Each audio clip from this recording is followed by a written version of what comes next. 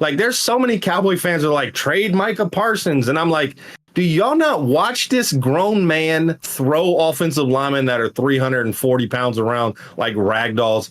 He Euro stepped the center for the Washington Commanders and got a sack. Like, this man has had double-digit sacks 4 straight years. And mind you, he missed quite a bit of time this year in the middle of the season and still had 12 sacks. Like, we got to pay this man and then build around him on this defense. And so I think a lot of it is this Sunday was just trying to see some of this talent. And there were some good things and some bad things from the Cowboys. Parsons not the problem. Parsons, No. I got to piggyback on what you're saying. Like, Parsons is not the problem, Cowboy fans. Parsons is an elite player that wants the ball. Let him ball. He's not injured. He wants to go out there. He wants the ball. Let him do his thing.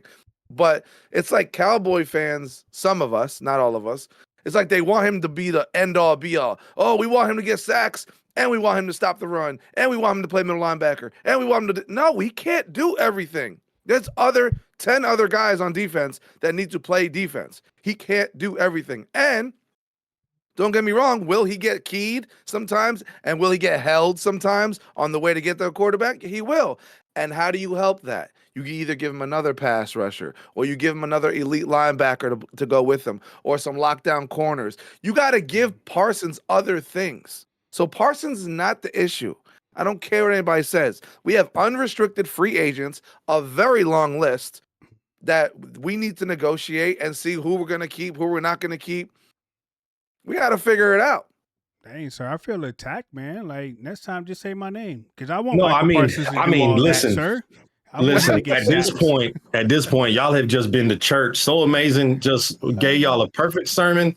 The offering plate will be passed around here in a minute, because if you go back and look at this film, Parsons has 2 sacks in the first 3 plays. If you go and watch the film, Parsons is held a ton in the NFL that is not called. He gets chipped by the running back. They got 2 offensive linemen trying to block him. So that means the other 3 down linemen are one-on-one and got to start winning something. So when So Amazing says you got to put somebody else on the other side, that's why DeMarcus Lawrence is so important, because if D-Law is in there, you can't double team Micah Parsons every time, because D-Law is killing your other tackle one-on-one. You got to get a guy in the middle in Odigizua or somebody in that middle that can get some pressure that causes teams to stop doubling Micah Parsons. Get a linebacker that you can be blitzing, that you can't afford to be blocking 3 guys on 1, and you got other guys coming to your quarterback. This is the problem.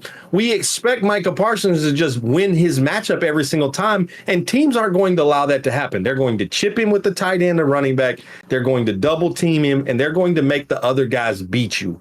And so what happened in that game against Commanders in that first series, he got a lot of one-on-ones, and he's winning those one-on-ones. And then the Commanders said, shut that down.